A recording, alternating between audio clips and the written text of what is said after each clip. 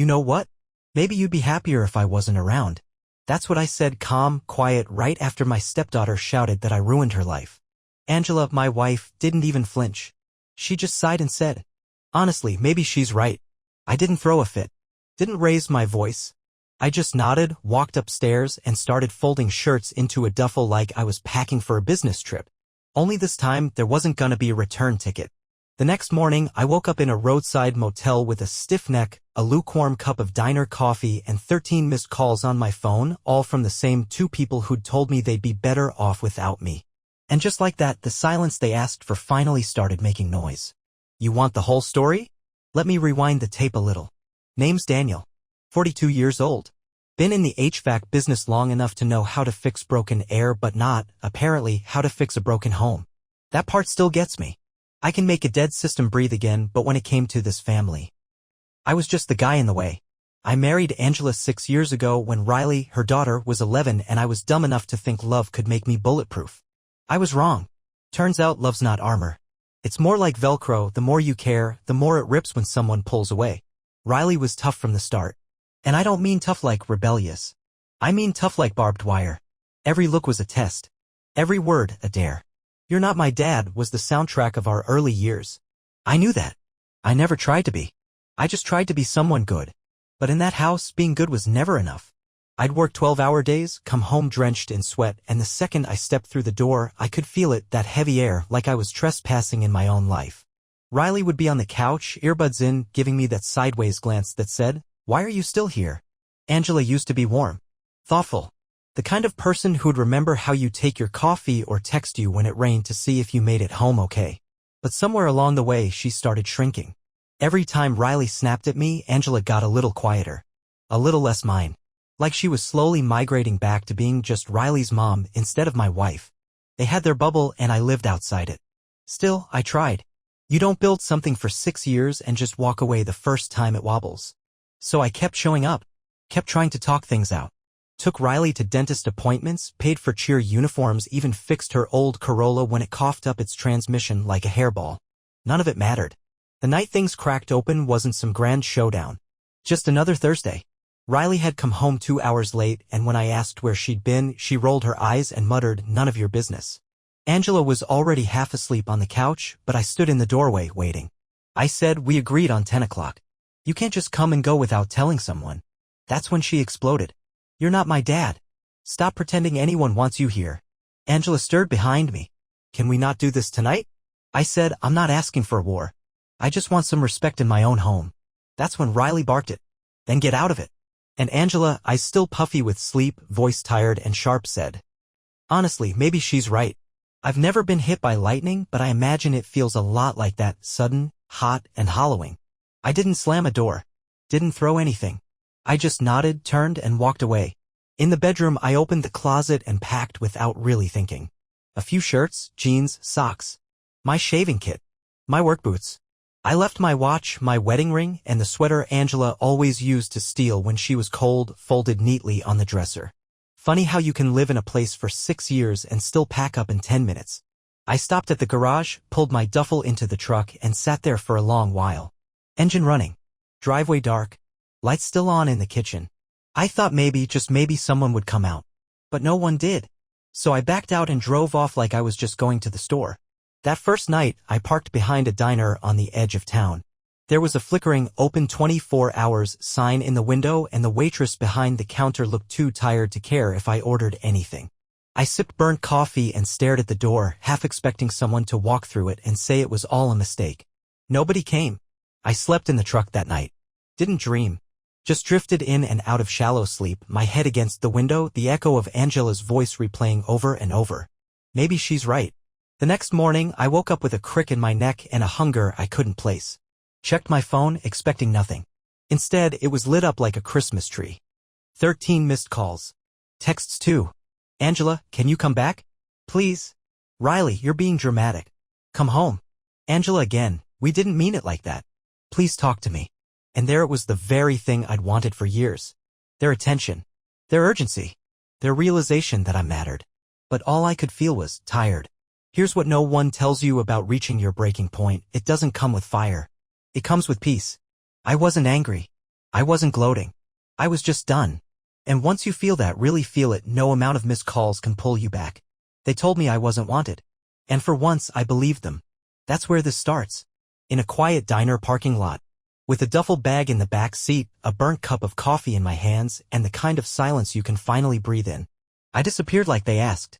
Now let's see what happens when people realize they're better off with the person they pushed away. They say storms don't just happen, they build. Quietly. Subtly.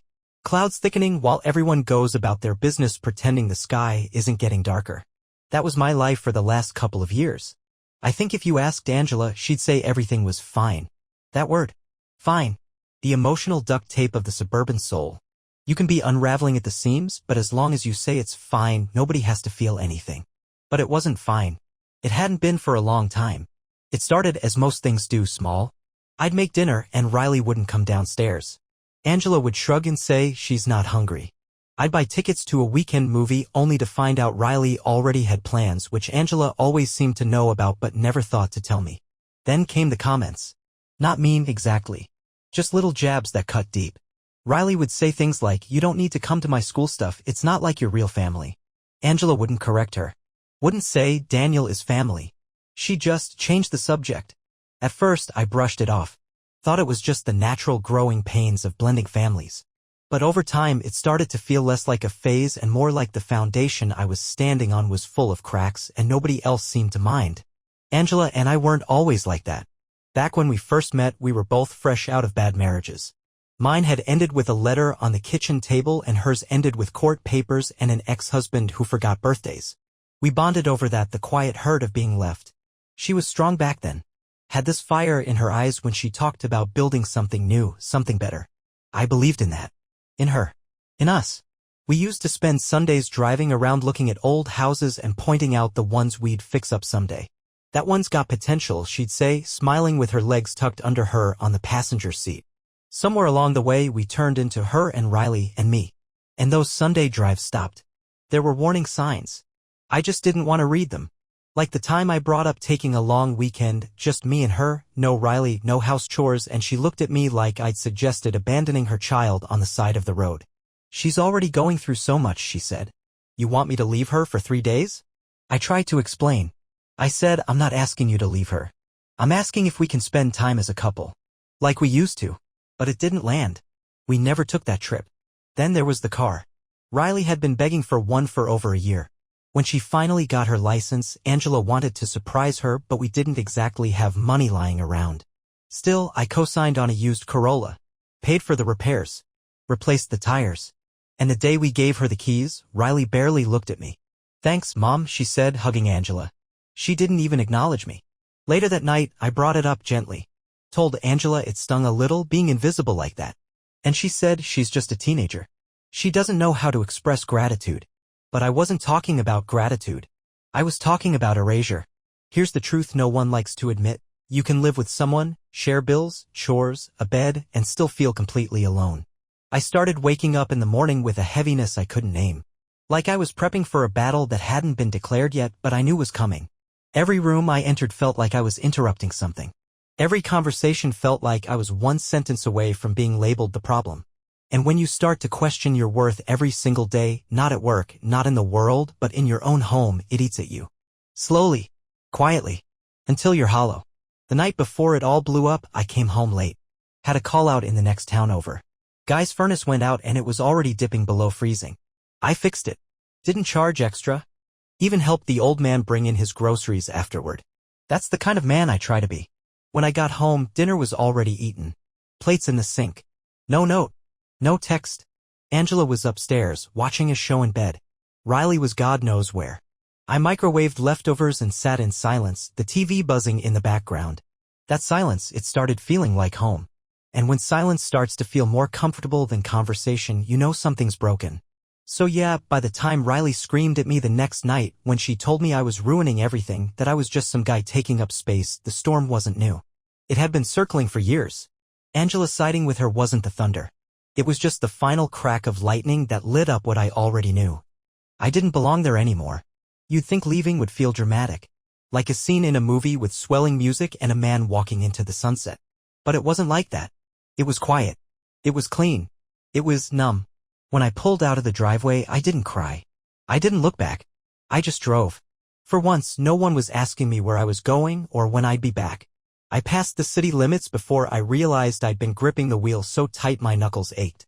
I stopped at a rest stop around midnight. Just sat there, watching trucks roll by. They looked like they had somewhere to go. I didn't. Not really. But I knew I wasn't going back.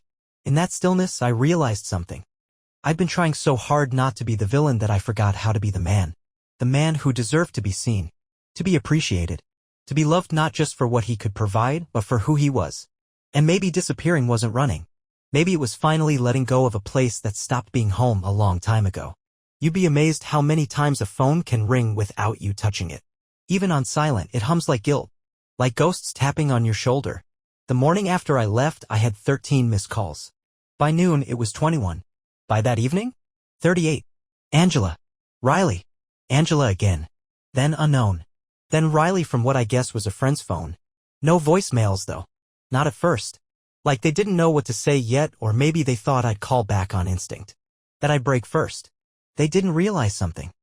You stop breaking when there's nothing left to crack. I spent that weekend in a motel off I-75. Nothing fancy. The kind of place where the water pressure changes based on your neighbor's choices. My room smelled like mildew and old takeout, but it was mine. Nobody yelled. Nobody sighed. Nobody tiptoed around emotions like walking barefoot over broken glass. There's a peace in being nowhere. There's a quiet dignity in being unreachable. I laid on that creaky bed, scrolling through old photos on my phone. One caught me Riley, maybe 13, wearing that oversized denim jacket I bought her for Christmas. She hated it. Said it was too dad-like. But she wore it that day. We were at a pumpkin patch, I remember. She smiled for the picture, not at me, but near me. Angela stood behind the camera. It was blurry. Uneven. But for a second, we looked like something whole. I stared at that photo for 10 minutes. Then I deleted it. By Sunday morning, the voicemails started. Angela, voice small and tired. Daniel, can we talk? Please. I didn't mean what I said. You caught me in a moment. Riley was upset. You were upset. Can we talk? Then Riley, trying to sound angry, but underneath, I could hear the cracks. You're being dramatic. Just come home. It's not that serious. I didn't reply.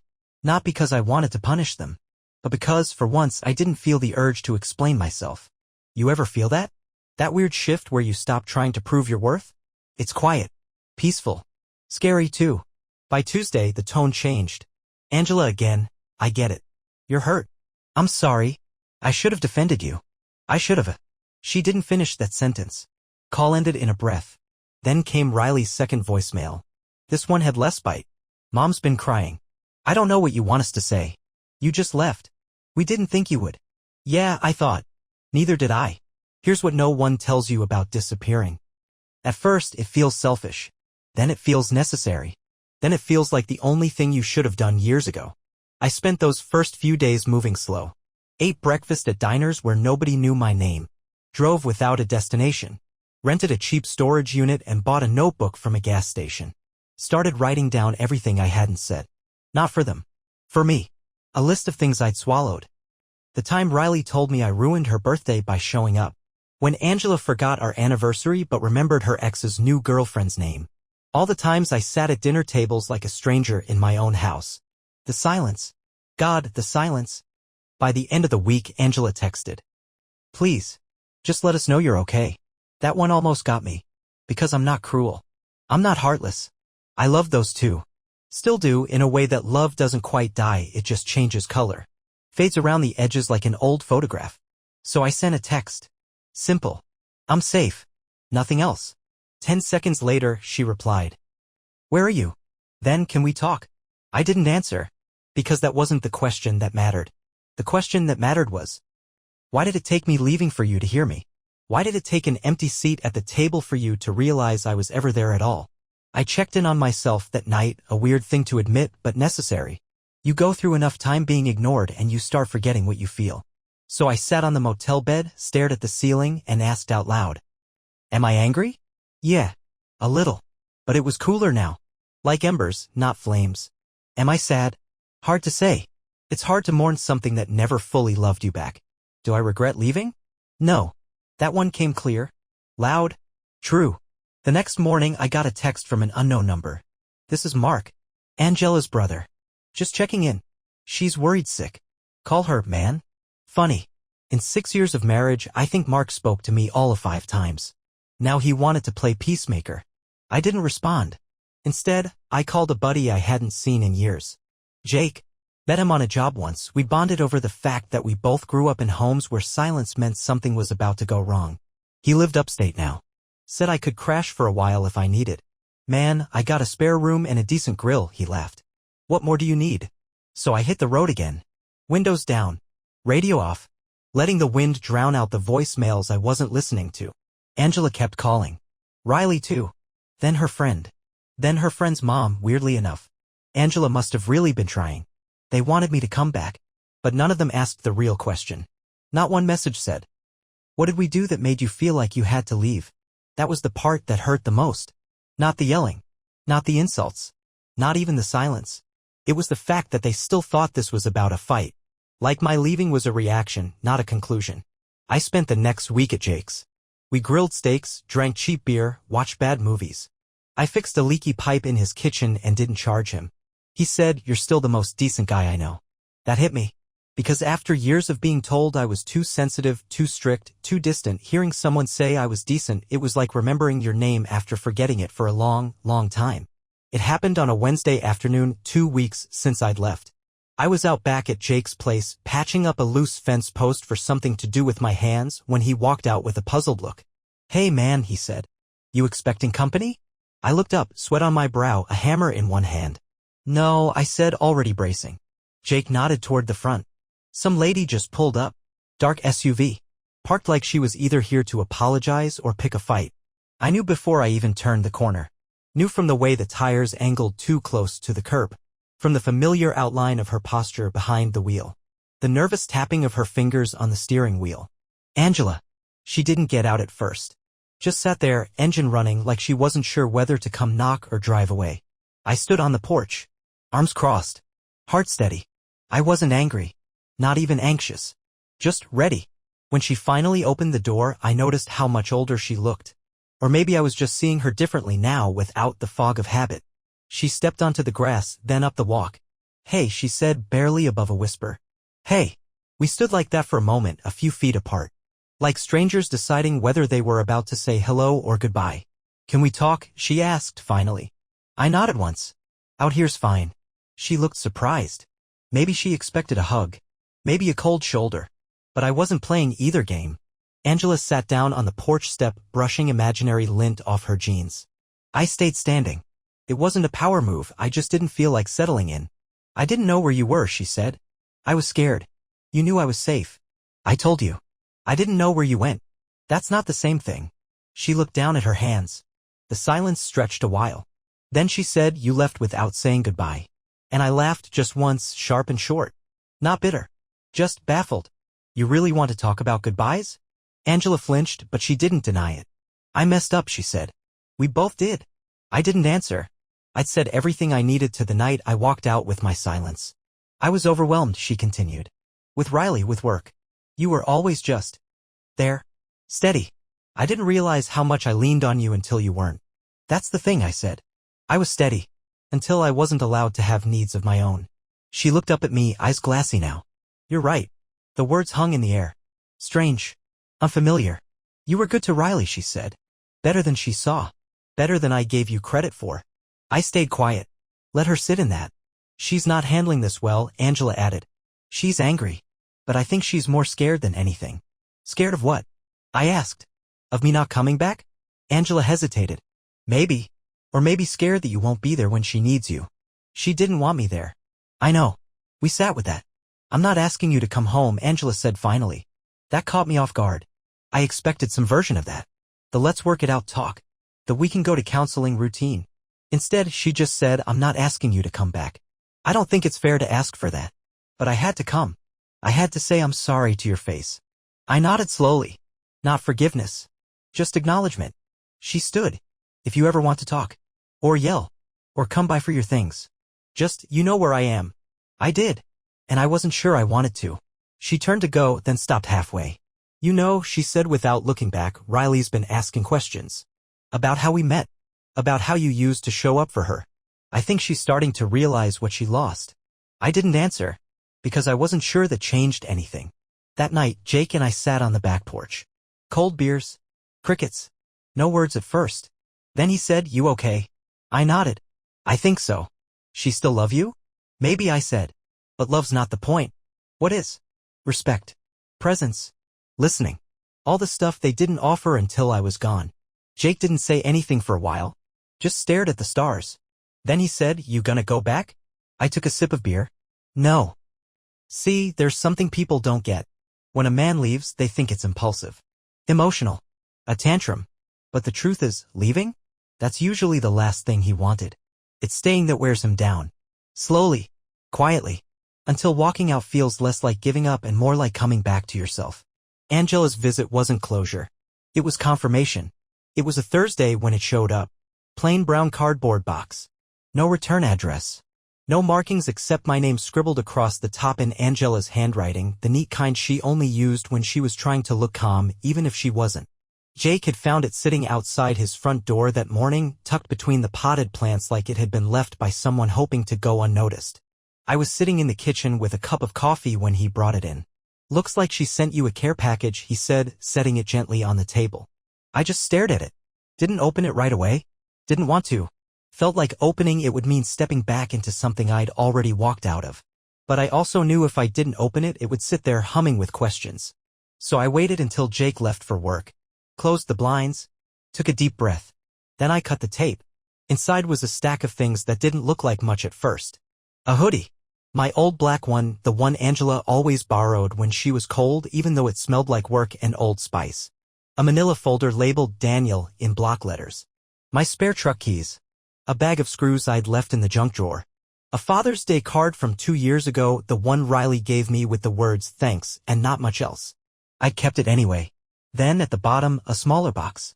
Inside it, my wedding ring. Tucked in next to it was a note written in that same clean handwriting. "I thought these belonged with you, wherever you are. No pressure. No expectation. Just things I couldn't throw away." That line stayed with me. Just things I couldn't throw away. I didn't cry. But I did sit there, running my thumb over the ring like it might still hold warmth.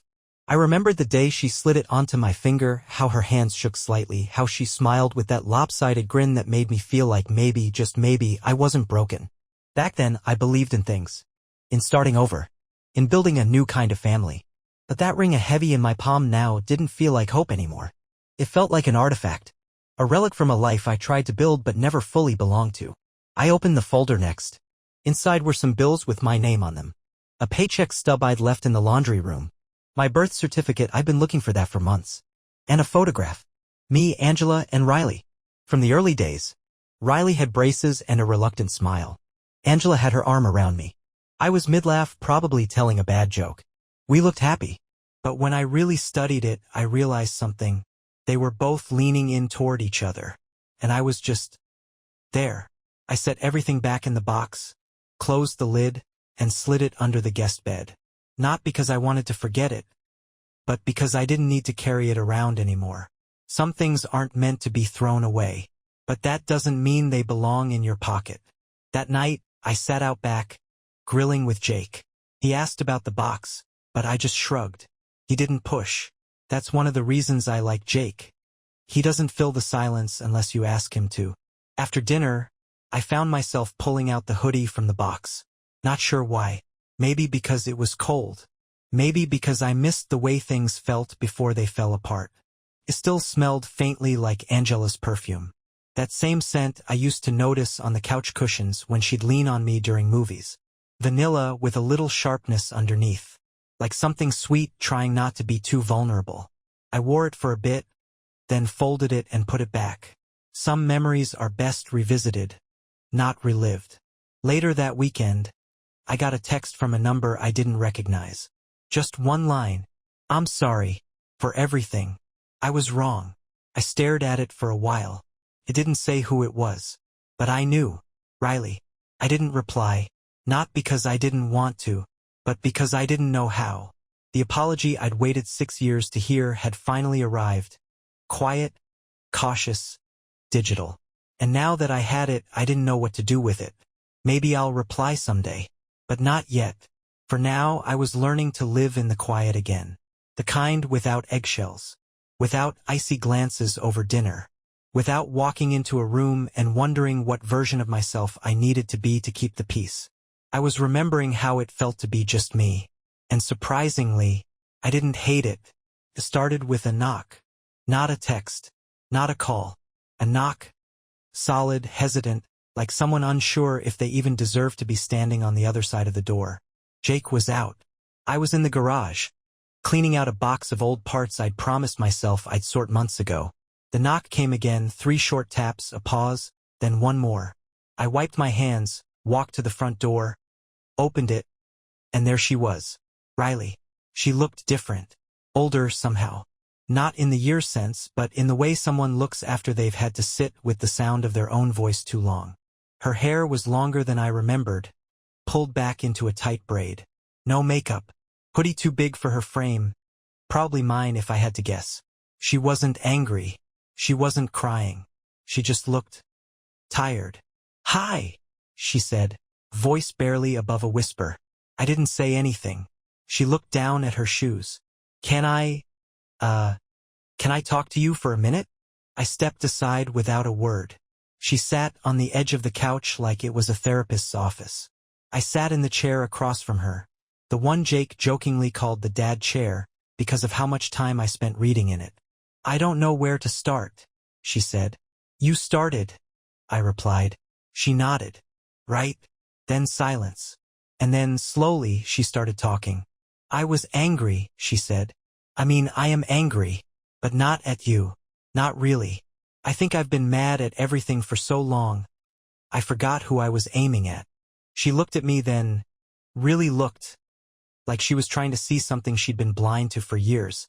"I thought if I pushed you away hard enough, you'd stop trying. And when you didn't, I got meaner, sharper, because that's easier than trusting someone to stay." I didn't interrupt. I didn't nod. I just let her talk. I said things I didn't mean, a lot of them, but the worst part? When I said maybe we'd be better off without you, I think I said it because I was scared you were already thinking it. There it was. The thing she was really afraid of. Not me staying. Not me parenting. But me leaving. Like everyone else had. "I know I was awful," she said, eyes glossy now. "I know I made your life harder. And Mom, she didn't protect you from it. She didn't protect me either, really. She just let us live in that weird, angry fog." She took a shaky breath. "I hated how you were always steady, how you kept showing up, because it reminded me that I wasn't worth that to the person who left before you. Her dad. The one who disappeared when she was 5. I guess I figured, if I pushed you hard enough, maybe you'd leave too. And when you finally did, it hurt. That last word landed like a weight between us. I still didn't speak. Not out of anger. I just knew. Sometimes silence lets someone finish their thought better than sympathy ever could. She pulled something out of her hoodie pocket. Piece of paper folded 4 times. "I wrote this after you left," she said, standing and holding it out. I took it. She didn't wait for me to read it. Just said, "I know I don't deserve to ask anything, but I wanted you to hear it from me." Then she added, barely audible, "I miss you," and walked out the door. I waited an hour before opening the letter. It was handwritten, blocky but careful, the kind of writing that comes when someone rewrites a sentence 5 times before settling. Here's what it said. "Daniel, you were more of a father to me than the man who gave me my last name. You showed up. You stayed. I see that now. I'm sorry I treated you like a stranger in a house you helped build. I'm sorry I blamed you for a hole someone else left. I'm sorry I waited until you disappeared to realize what your presence meant. I don't know if you'll ever forgive me. I don't know if you should. But I want you to know I remember the little things. The rides to practice. The time you waited in the car for 2 hours when I forgot my shoes. The way you always made me hot cocoa when I had bad days but didn't want to talk. The way you never quit. Even when I made it easy to. I hope you're okay. I hope you know you mattered. I hope someday you'll let me say these things in person. Riley." I folded the letter back up, held it in my lap for a long time. There wasn't a single "please come back" in it. No, "can we fix this?" Just accountability. That rare thing. Jake came home that night, saw the letter on the table. Everything okay? He asked. I nodded. Yeah. Better than okay. Then I looked up and said something I hadn't said in a long time. I think I'm starting to heal. There's a strange silence that comes after apologies. Not the cold kind that makes your stomach tighten. This one's different, warmer but cautious. Like standing in the doorway after a storm, sun breaking through, and you're still not sure if it's really over. That's where I was after Riley's visit. Not angry. Not sad. Just still. The kind of stillness you only get after carrying noise in your head for too long. I didn't respond to her letter. Not right away. It wasn't about playing games or holding out. I just needed time, real time, to sit with it.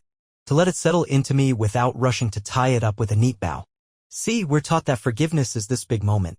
This dramatic reunion. But the truth is, it's quieter than that. It creeps in slowly like a draft under the door. You don't say, I forgive you, and then magically feel better. You say it and then you start figuring out what it means. A few days later, I took a drive. Not far, just up into the hills where the road winds a little and the sky opens up wide. I brought Riley's letter with me. Parked at an overlook and sat on the hood of my truck, just reading it again. Still no demands in it. No manipulation. Just ownership. Which honestly is rare. At some point, I whispered out loud, I forgive you. No audience. No applause. But it felt real. I didn't tell Jake right away. He'd been giving me space anyway, letting me be alone with my thoughts without hovering. That's another reason I owe that guy more than I can ever repay. But that night, as we sat on the back porch with 2 beers and a sky full of stars, I said, she came by. Riley. He looked over. Yeah? She apologized. In her way. He nodded like he knew it was coming. You talk it out? Not yet. She wrote a letter. He took a sip. Heavy stuff. Yeah. But honest. Jake looked out across the yard. So what now? And there it was. The question. What comes next? Because forgiveness isn't the end of the story. It's just the part where the story changes direction. And the hard truth? I didn't know what came next. Angela hadn't reached out again after the box. Maybe she knew Riley needed her own space to speak. Maybe she knew I wasn't ready. The funny thing is, I didn't miss them. I missed what I wanted them to be. The family I tried to build. The hope that maybe if I worked hard enough, I'd be seen, heard, loved. But I didn't miss walking on eggshells. I didn't miss being the placeholder in my own home. That part was gone, and I had no intention of going back to it. Still, a week later, I found myself writing a letter. To Riley. I didn't plan to. I just sat down one morning, poured a cup of coffee, and the words started showing up like they'd been waiting for their cue. Riley, thank you for your letter. I read it more than once. You said you remembered the little things. I want you to know I do too. I remember the first time you let me braid your hair because your mom was stuck at work and you were too proud to ask me directly. I remember how you used to sneak extra marshmallows into your cocoa and pretend you didn't. I remember the time you made me a playlist after my brother died, just slid a flash drive across the table and said, don't say anything. I remember how fiercely you loved your mom and how hard it must have been to share her. And I remember the words you said before I left. But more importantly, I remember the ones you said after. I'm not sure what comes next for us. I don't know what kind of space there is now. But if you ever want to talk, not as punishment, not as repair, but as 2 people who've both changed, I'm here. That's all I've ever tried to be. Daniel. I mailed it. Handwritten, no email. No screenshot. Because some things deserve ink. The next week was quiet. I went back to work with Jake part-time. HVAC work is honest, it doesn't lie to you. If something's broken, it tells you. If it's fixed, it breathes again. I miss that kind of clarity.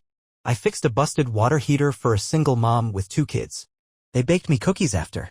I didn't even like chocolate chip, too sweet for my taste, but I ate one and said thank you. Small kindnesses. They hit different now. Riley didn't reply right away. I didn't expect her to. But one morning a text came through. Just one line. Can we grab lunch sometime? Just you and me. No expectations. I stared at it for a while. Then typed back. Yeah. I'd like that. Forgiveness doesn't rewrite history. But sometimes, just sometimes, it lets you start a new chapter. And maybe, just maybe, that chapter doesn't begin with rebuilding something old. Maybe it starts with building something new. It started with an email. Subject line. If you'll read this, I'd appreciate it. No dramatic subject. No all caps. No guilt-ridden please come back. Just 10 plain words that sat in my inbox for 3 hours before I opened them. It was from Angela. I wasn't sure what I expected. Maybe a wall of text.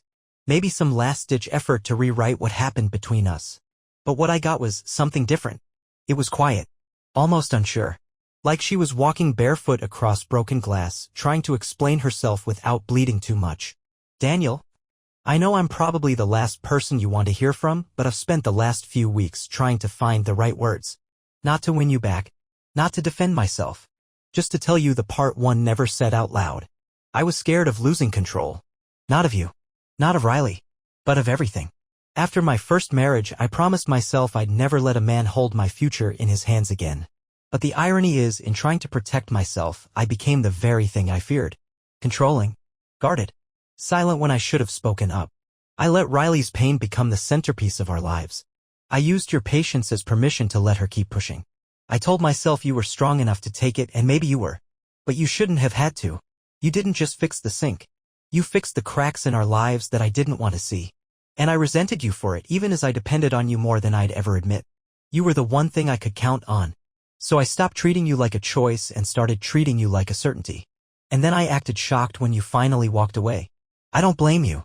I wouldn't have stayed either. I just wanted you to know that I see it now. That I'm sorry. For not standing beside you. For not defending you. For making your kindness carry more weight than it ever should have had to. You didn't deserve the silence. You didn't deserve to be asked to disappear. I hope wherever you are, you're breathing easier. And if nothing else, I hope you believe this. You were loved. I was just too broken to show it the right way. Angela. I read it twice. The first time as the man she was writing to. The second time as someone she used to know. It didn't fix anything. But it filled something in, a corner of the story I'd been missing. The part where her silence wasn't about malice. It was about fear. Misguided, yes. But real. And it made me feel something I hadn't expected. Not sadness. Not anger. Just release. I didn't write back right away. I sat with it for a few days. Let it soak. Let it find the places in me that were still raw and didn't try to cover them up. I wore the hoodie again one morning. Not for nostalgia, just because it was cold. And it didn't feel like hers anymore. It just felt like a hoodie. And that was oddly comforting. A week later, I replied. Not a novel. Just a note. Angela. Thank you for saying what you didn't have to. I hear you. I forgive you.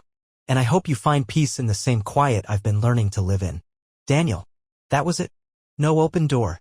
No invitation. Just peace. Jake asked me that night if I felt better. No, I said. I feel done. He grinned. That's even better. In the days that followed, I started sketching plans, literal ones. I'd always talked about opening my own little HVAC business, but I'd never had the space to dream properly. There was always a fire to put out at home. A mood to manage. A version of myself to keep trimming back to fit. Yeah? I had quiet. I had time. I had space. And space, turns out, is fertile ground. Riley and I met for lunch 2 days later. Quiet diner. Booth by the window. She was nervous. I was calm. We didn't talk about the past right away. Just sandwiches. College classes. The price of gas. The weirdness of starting over without pretending. Then, as she stirred her iced tea, she said, "You look lighter." I smiled. "Feels like it." She nodded, then added, "I don't expect things to go back to how they were." "Me neither. But I'd like to try something new," she said. "From here. No pretending. No guilt. Just two people figuring it out." I lifted my glass. To that. We met for lunch again a week later. Same booth. Same diner. Riley ordered the same iced tea, no lemon. This time, she smiled when she saw me, not forced, not out of guilt. Just a small, nervous smile like someone showing up for the first day of a new job. I smiled back. No tension. No heaviness. Just two people trying again. You always hear people say family is everything.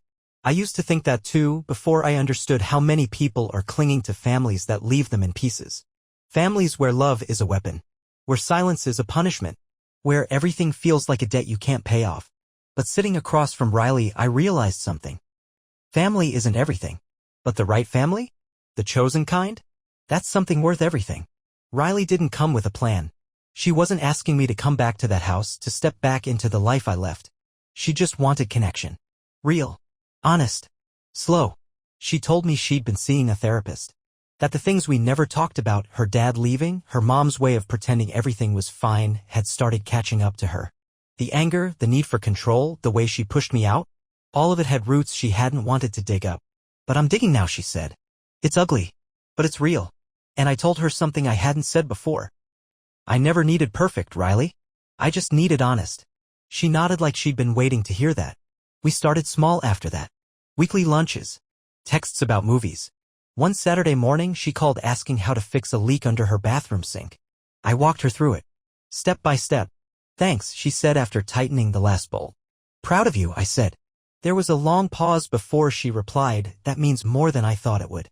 Angela didn't reach out again. Not in a bad way, just in a respectful way.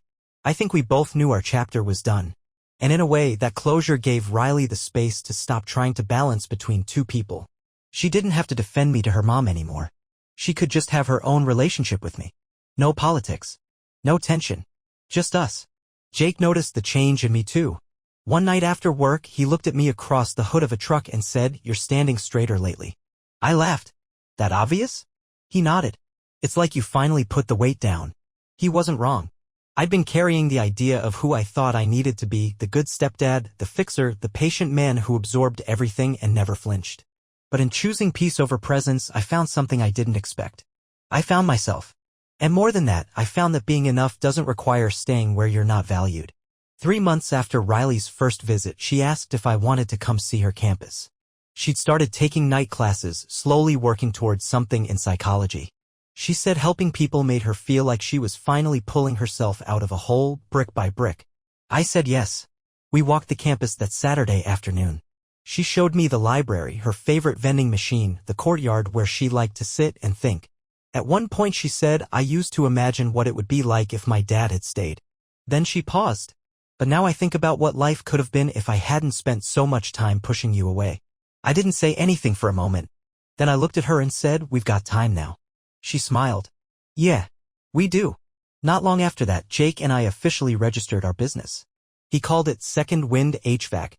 Said it fit both of us, two guys figuring things out, fixing what's broken, and breathing a little easier for it. I bought a decent truck, printed business cards, and started sleeping through the night again. Riley came to the ribbon cutting we threw in Jake's backyard. She brought brownies she baked herself. Gave me a card that said, "Proud of you." I kept it in my glove box. Still do. No, this isn't the story where everyone comes back together for Thanksgiving and all the pain magically vanishes. Angela and I didn't remarry. We didn't try to get back to normal. Because normal wasn't working. But something better started to grow in the space that silence left behind. I've learned something. Family doesn't have to be the people who raised you or married you or share your name. Family can be the people who show up late, maybe, but honest. The people who own their damage. Who meet you halfway. Who understand that love isn't just a word, it's a choice. A repeated one. I chose peace. Riley chose growth. And somewhere in the middle, we found a version of family that made sense again. Not because we went back, but because we both decided to go forward. You ever wake up one morning and realize you're not carrying it anymore? Not the anger. Not the resentment. Not the hope that they'll finally get it. Just stillness. I used to think healing would feel like fireworks. A big turning point. A dramatic goodbye. But it doesn't. It feels like sitting on your porch with coffee and realizing the weight on your chest is gone and you don't even remember when you set it down. That was this morning. It's been a year since I left that house. Since Riley shouted what I thought would echo forever. Since Angela said what she couldn't take back. A year since I stopped surviving and started living. My days are simple now. Early mornings, strong coffee, quiet truck rides to jobs where the only thing broken is the thermostat and I know how to fix that. Jake and I still run Second Wind HVAC.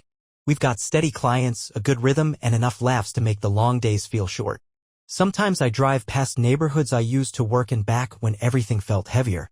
I see front porches where I'd once daydream about escaping. And I realize now freedom wasn't a place. It was a decision. And I made it. Riley and I? We're good. Not perfect. Not TV family good. But real good. She calls when she needs help with life stuff, budgeting, car trouble, why her garbage disposal sounds like it's chewing on gravel. Sometimes she calls for no reason at all. We have a standing dinner once a month. Same diner, same booth. We don't talk about the past much anymore. We don't have to. The fact that we're sitting across from each other is the story now. One night, after splitting a slice of pie, she said, "You know, I never thought it'd feel normal again." And I said, "Good. Because it's not normal. It's better. It's honest." She smiled. "Still think I was a nightmare teenager?" I nodded. "Absolutely. But I'm proud of who you're becoming."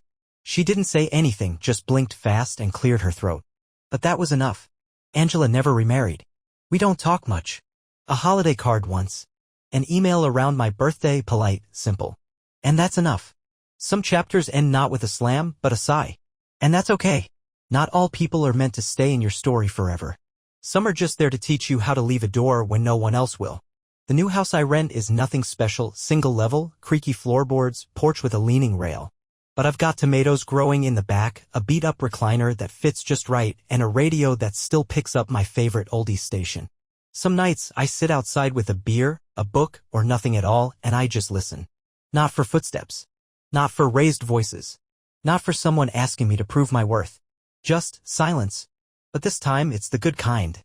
One evening last month I was closing up the back of the work van when a neighbor walked by with his kid. Kid looked about 10, missing teeth, messy hair, big smile. The dad waved. "You new around here?" I nodded. "Moved in about 6 months ago." He smiled. "Well, welcome. It's a good spot. Lots of families around." I smiled back. "Yeah, I noticed." His kid piped up. "Are you a dad?" I hesitated. Thought about it. Then I said, "Sort of. Because that's the thing. You don't stop being someone's family just because the title got messy. You don't stop showing up just because the role changed. Riley may not introduce me as her stepdad anymore. But every time she calls, every time she laughs at my terrible jokes, every time she signs off a text with, "Thanks, D," I know what I am. And it's enough. I used to think home meant a place. Now I know it's a feeling. It's where your shoulders drop. Where you breathe deeper. Where you're not asked to earn your right to be there. So no, I never went back. But I didn't disappear either. I found something better. I found peace. The end. Or maybe just the beginning.